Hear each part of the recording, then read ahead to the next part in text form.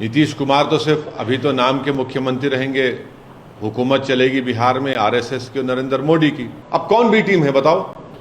जो बुला बुला कर समझाते थे कि ओवैसी बी टीम है, बताओ कौन बी टीम है? कौन जिम्मेदार है बीजेपी को सत्ता देने के लिए? मैं तो जिम्मेदार नहीं हूं। आप तो मुझे बहुत गालियां दिए, बहुत झूठे इल्जाम लगाए। आप ही की वजह से आज बीजेपी सरकार में आ रही है। पॉलिटिकल अपॉर्चुनिज्म बोलना तो बिल्कुल गलत बात हो गया, अंडरस्टेटमेंट होगा। अब वह विकल्प नहीं रहा, वहां पर तो सब देखिए ना, इस हम्माम में सब नंगे हो चुके हैं। हमारे घर के दौरो दीवार को तो आपने तोड़ दिया है, बुलडोजर से आपने घर को तोड़ दिया है, तो दरवाजा कहां रहा मेरा? अगर बुलडोजर इस्तेमाल नहीं किया तो आपने एनकाउंटर कर दिया, और एनकाउंटर नहीं किया तो आपने फसाद करवा दिया। नीतीश कुमार को लगता है कि मैं जब तक जिंदा रहूं मुख्यमंत्री रहूं, और बीजेपी को लगता है कि भाई हर चीज हमको मिल जाए, चाहे कुछ भी हो, किस तरीके से हो जाए। कि कैसे सेकुलरिज्म के नाम पर चुनाव में तो वोट लिया जाता है और उसके बाद फिर आपकी वोट को ले जाकर आरएसएस और मोदी के झोली में रख दिया जाता है।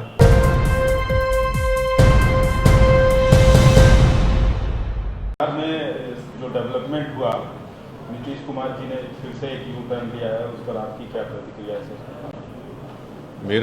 मेरा पहला रिएक्शन ये है कि जो बिहार में जो सियासी तब्दीली होने जा रही है, इस सिलसिले में नीतीश कुमार को, तेजस्वी यादव को और देश के वज़ीर आज़म नरेंद्र मोदी को, तीनों को बिहार की जनता से माफ़ी चाहनी चाहिए। और तीनों पार्टीज़ ने मिलकर बिहार की जनता को जो बातें की हैं और जो वादे किए थे और अपनी पॉलिटिकल आइडियोलॉजी की बात की थी, उन सब तीनों ने मिलकर बिहार की जनता को एक बहुत बड़ा धोखा दिया है। और यकीनन इसमें सबसे बड़ा रोल है नीतीश कुमार का। नीतीश कुमार कल तक हमको गाली देते थे कि ओवैसी बी टीम है। अब नीतीश कुमार को शर्म नहीं आती उसी जगह पर जाकर बैठने के लिए जहां पर हम पर इल्ज़ाम लगाते थे। और नीतीश कुमार ने पॉलिटिकल अपॉर्चुनिज्म कहना तो अंडरस्टेटमेंट होगा, उन्होंने हर चीज़ का रिकॉर्ड तोड़ दिया है और कोई उनकी बात का न एतबार है न भरोसा है। मैं शुरू से कह रहा था कि नीतीश कुमार फिर से बीजेपी में जाएंगे, मगर लोग हमारी बात को यकीन नहीं कर रहे थे। अब हम तेजस्वी यादव से पूछना चाह रहे हैं कि बताओ कैसा लग रहा है आपको? अभी आपने हमारे 4 एमएलएस को तोड़ा था, अब आपको कुछ दर्द हो रहा है सीने में? तकलीफ हो रही है आपको अपने भेजे में?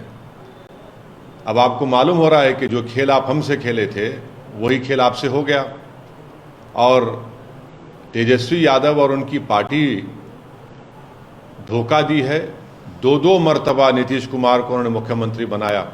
बताइए अब क्या हासिल हुआ? आपने बीजेपी को आपने सत्ता दे दी। नीतीश कुमार तो सिर्फ अभी तो नाम के मुख्यमंत्री रहेंगे, हुकूमत चलेगी बिहार में आरएसएस की और नरेंद्र मोदी की। हम तो यही चीज़ को रोकना चाह रहे थे। एमआईएम पार्टी इसी को रोक रही थी। और जब हमारे सीमांचल की जनता ने एमआईएम के 5 विधायक को कामयाब किया, तो हमने तो जब उनके स्पीकर के इलेक्शन में तायद की थी गठबंधन के। मगर तेजस्वी यादव को और उनके परिवार को ऐसा लगता है कि बिहार की जनता एक तरफ और उनके परिवार से कोई मुख्यमंत्री बन जाए। नीतीश कुमार को लगता है कि मैं जब तक जिंदा रहूं मुख्यमंत्री रहूं, और बीजेपी को लगता है कि भाई हर चीज़ हमको मिल जाए, चाहे कुछ भी हो, किस तरीके से हो जाए। देश के प्रधानमंत्री का भाषण मुझे याद आ रहा है, जब नीतीश कुमार ने वो ऑब्जेक्शनेबल बातें कही थी महिलाओं के बारे में। देश के प्रधानमंत्री ने कहा था क्या गंदगी फैला रहे हैं, और देश के प्रधानमंत्री ने महिलाओं से वादा किया था कि मैं आपको इन लोगों से बचाऊंगा। अब देश के प्रधानमंत्री खुद नीतीश कुमार को बाजू बिठाकर चाय पिला रहे हैं। तो इसका टोटल ये है कि बिहार की जनता का एक बहुत बड़ा नुकसान और धोखा उनको दिया जा रहा है। बिहार में डेवलपमेंट रुक चुका है, अफसरशाही बढ़ चुकी है, और हम तो शुरू से सीमांचल की लड़ाई लड़ते आए, लड़ते रहेंगे।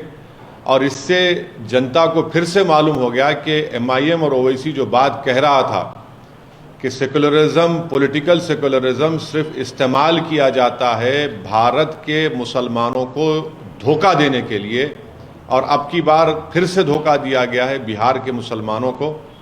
सिर्फ सत्ता में आकर बैठने के लिए।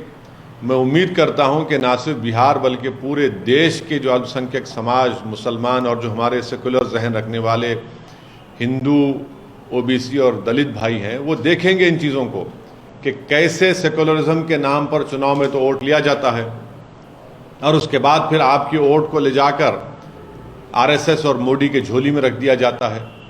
तो उम्मीद करते हैं कि वो इससे एक इसका नोट लेंगे और उन पार्टीज का साथ देंगे जो आपकी पॉलिटिकल लीडरशिप को डेवलप करना चाहती है।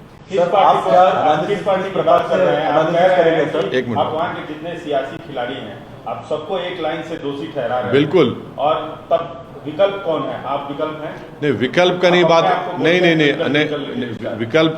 विकल्प की हम बात नहीं कर, वहां तो विकल्प रहा ही नहीं। अब सब ने, तीनों ने मिलकर तो बिहार की जनता को धोखा दिया है। क्या खस्में नहीं खाई थी तेजस्वी और नीतीश कुमार ने, ये बंधन नहीं टूटेगा, हम मर जाएंगे, नहीं जाएंगे? हाँ, आपने क्या, तेजस्वी यादव ने नहीं कहा था कि हम पूरा स्वीप कर देंगे बिहार में, 40 के 40 सीट जीत जाएंगे, बीजेपी को हरा देंगे? आप इन लोगों को सोचना चाहिए कितना धोखा दिया आपने। देश के प्रधानमंत्री ने क्या कहा था चुनाव के वक्त? जंगल राज। अब बताइए क्या होने जा रहा है वहां पर। देश के प्रधानमंत्री नीतीश कुमार के बारे में क्या क्या कहे थे और वो नीतीश कुमार ने क्या क्या कहा था नरेंद्र मोदी के बारे में। अब बताइए, ये सब, इससे जो पॉलिटिकल अपॉर्चुनिज्म बोलना तो बिल्कुल गलत बात हो गया, अंडरस्टेटमेंट होगा। अब वहाँ विकल्प नहीं रहा, वहां पर तो सब देखिए ना, इस हम्माम में सब दंगे हो चुके हैं। इस समय आपको आप सिंपैथी रखना चाहिए।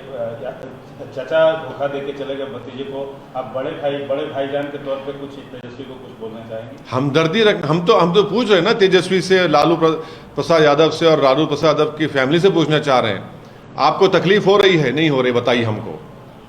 आपके पेट में दर्द हो रहा है, नहीं हो रहा है? आपको रात में नींद अच्छी आई आप लोगों को? आपने सीमांचल की जनता को धोखा दिया, हमारे 4 विधायक को खरीद कर, उनका जमीन खरीद कर। देख लिया आपने आज आपसे क्या हो रहा है। दो मर्तबा आपने नीतीश कुमार को मुख्यमंत्री बनाया और दो मर्तबा आप ही ने बीजेपी को सत्ता दी है बिहार में। अब बताइए लोकसभा में क्या होगा? इसका कौन जिम्मेदार है? इनको अगर हर चीज का जिम्मेदार तो हमको खड़ा करते हैं। आज ये तीनों पार्टी, देश के प्रधानमंत्री नरेंद्र मोदी, नीतीश कुमार और तेजस्वी यादव, इन तीनों को बिहार की जनता से माफी चाहनी चाहिए। और बिहार का डेवलपमेंट इन्होंने रोक दिया है और जो ख्वाब बिहार की जनता ने देखे थे, उन ख्वाबों को आपने चूर कर दिया। जो आपने सोशल जस्टिस की बात की थी, MY कॉम्बिनेशन की बात की थी आपने, EBC की बात की, सब क्या हो गया? वो जो आपने सर्वे किया था, क्या हुआ उसका? सब खत्म करके रख दिया आपने।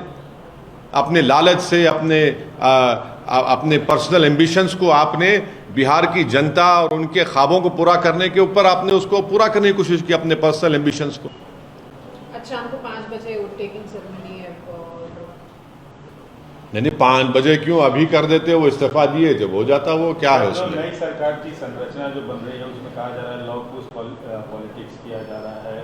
जो उप मुख्यमंत्री बनाने की सम्राट चौधरी कोली समाज से आते हैं, तो जिस तरह से ये जातिगत समीकरण चुनाव से पहले किया जा रहा है, इसको आप कैसे देखते हैं? जातिगत समीकरण की आप बात कर रहे हैं। जो पहले की सरकार थी, उन्होंने तो OBC पूरा बिहार का सर्वे कराया था ना, कास्ट सेंसस कराया था। क्या नतीजा निकला उसका? आप बीजेपी को सत्ता दे दिए। एक्चुअल मानों में बिहार में अब बीजेपी और RSS की सरकार रहेगी। इसका जिम्मेदार तेजस्वी यादव है, इसका जिम्मेदार नीतीश कुमार है। बीजेपी तो खैर उनके पास तो कोई चीज़ ही नहीं, उनको बस सत्ता से मतलब है। अब सरकार होगी बिहार में तो बीजेपी और RSS की सरकार होगी, उसके जिम्मेदार ये दोनों पार्टीज हैं। जो सेकुलरिज्म के बड़े बड़े दावे करते थे, जो अपने आप को सेकुलरिज्म का चौधरी कहते थे, जो बिहार की और भारत के मुसलमानों को ये कह रहे थे कि हम हैं सेकुलरिज्म को जिंदा रखेंगे। बताओ आप क्या जिम्मेदारी ली आपने? अब लोकसभा के चुनाव में क्या होगा बताइए? जो कह रहे थे कि हम 40 सीट जीत जाएंगे, अब बताइए क्या होने वाला है? ये सब तो धोखा दे रहे हैं, इल्जाम हम पे लगाते हैं। अब कौन बी टीम है बताओ? जो बुला बुला कर समझाते थे कि ओवैसी बी टीम है। बताओ कौन बी टीम है, कौन जिम्मेदार है बीजेपी को सत्ता देने के लिए? हम 19 सीट लड़े जिसमें से 5 जीते, तो आपने आसमान सर पे उठा लिया, आपने आसमान सर पे उठा लिया था। अब बताइए कौन जिम्मेदार है? नीतीश कुमार का नाम नीतीश कुमार है, इसलिए उनको कोई कुछ नहीं कहेगा। तेजस्वी यादव का नाम तेजस्वी यादव है, उसको कोई उंगली नहीं उठाएगा। नरेंद्र मोदी, क्योंकि नरेंद्र मोदी उनका नाम है, कोई उनके बारे में बुरा भी नहीं सोचेगा। मगर मेरा नाम असदुद्दीन ओवैसी है और मेरा जुर्म सिर्फ इतना है कि मैं इलेक्शन लड़ता हूं, हारता भी हूं, जीतता भी हूं, तो बस मुझ पर इल्जाम लगते हैं। अब ये लोग जो आपका वोट हासिल करके आपका वोट लेकर मोदी के झोली में डालकर बैठ रहे हैं, तो फिर इनको क्या कहेंगे आप? क्या नाम देंगे इनको आप? ये बिहार जनता को, मुझे यकीन है, को तय करेगी इसका। सर, आप पूछ रहे हैं कि क्या होगा लोकसभा चुनाव में तमाम सियासी पार्टियों से। आप बताइए, आप क्या करेंगे लोकसभा चुनाव में? अरे हम चुनाव कितने सीटों पे लड़ेंगे? नहीं, देखिए, हम पहले से ही, जब से हमारी पार्टी बनी, हम उस वक्त से लेकर अब तक और इंशाअल्लाह सुबह क़यामत तक फ़िरक़ा परस्ती, फैसिज़म, हिंदुत्व की आइडियोलॉजी के खिलाफ हम लड़ते थे, है और रहेंगे इंशाअल्लाह। कितनी सीटों पे लड़ेंगे? अभी तो जितनी सीटों पे विधानसभा में लड़े थे, लोकसभा में कितनी सीटों पे लड़े? तो रुक जाइए, अभी तो खेल शुरू हुआ है, हम भी खेल देखेंगे, उसके बाद फैसला करेंगे। बिहार में अख्तरुल ईमान साहब से हमारी बात हुई है, वो पूरे बिहार का जायज़ा ले रहे हैं, बिहार के मुख्तलिफ मुकामात पर वो जा चुके हैं और मुझे यकीन है कि हम वो जो बोलेंगे उसके ऊपर हम फैसला लेंगे। सर, मौजूदा सूरत हाल में क्या आरजेडी के साथ कोई तालमेल की संभावना बनती नजर आ रही है आपके मुताबिक? और उनसे पूछिए। नहीं, आपसे। अरे हमारे 4 विधायक को आपने उनका ज़मीर खरीद लिया, अपनी ताकत पर, आपने दौलत पर उनको खरीद लिया आपने। उनसे पूछिए क्या करने जा रहे हैं आप। अरे उन्हीं की वजह से तो आज बीजेपी सत्ता में आ रही है ना। मैं तो जिम्मेदार नहीं हूं, आप तो मुझे बहुत गालियां दिए, बहुत झूठे इल्जाम लगाए, आप ही की वजह से आज बीजेपी सरकार में आ रही है। उनको बताना चाहिए वो क्या करेंगे। अब मुझे क्या कर, मैं तो बीजेपी से लड़ता आया हूं और लड़ता रहूंगा इंशाअल्लाह ताला। तरफ हाथ बढ़ाया जाएगा आरजेडी की तरफ से, तो आप क्या? अरे कैसा हाथ बढ़ाएंगे आप? मेरे पीठ पे खंजर भी मारेंगे और हाथ बार फूली बातें भुला के। बहुत राजनीति में जैसे बीजेपी पुरानी बातें भुला के नीतीश कुमार को दोनों हाथ से इस्तेमाल कर रही है। क्या नहीं, मैं मेरा मानना यह है कि नहीं करने की आप गवाही देते रहते। देखिए, आप किसी को उसकी गलती पर माफ़ कर सकते हैं मगर भूलना कभी नहीं चाहिए। असदुद्दीन ओवैसी माफ़ किसी को कर दे सकता है क्योंकि ऊपर वाला सबको माफ़ करता है, और भूलना नहीं चाहिए। क्योंकि अगर आप अपने पीठ पर जो आपको किसी को कोई खंजर मारता है, अगर आप भूल जाएंगे तो फिर दोबारा फिर से आपको मार पड़ेगी, नुकसान उठाना पड़ेगा। अब मुझे नहीं मालूम कि फ्यूचर में क्या होने वाला है, मगर ये जुमला पुराना हो चुका है कि दरवाजे खुले हैं। अरे कौन सा दरवाज़ा यार? अब हमारे घर का दरवाज़ा ही बाकी कहाँ रखा है? ये तो घर को ही उठा कर लेके जाना चाहते हैं। हमारे घर के दौर दीवार को तो आपने तोड़ दिया है, बुलडोज़र से आपने घर को तोड़ दिया है, तो दरवाज़ा कहाँ रहा मेरा? अगर बुलडोज़र इस्तेमाल नहीं किया तो आपने एनकाउंटर कर दिया, और एनकाउंटर नहीं किया तो आपने फसाद करवा दिया। घर के दरवाजे तो बड़े लोगों के लिए खुलते हैं ना, जिनका नाम नीतीश कुमार है, जिनका नाम तेजस्वी यादव है। हमारे दरवाजे हमारे लिए कहाँ खुलते? हमको दरवाजे खोलना पड़ता है, जाकर छीन कर, घर में घुसकर दरवाजे खोलना पड़ता है हमको। काम कर रहे हैं, करते रहेंगे।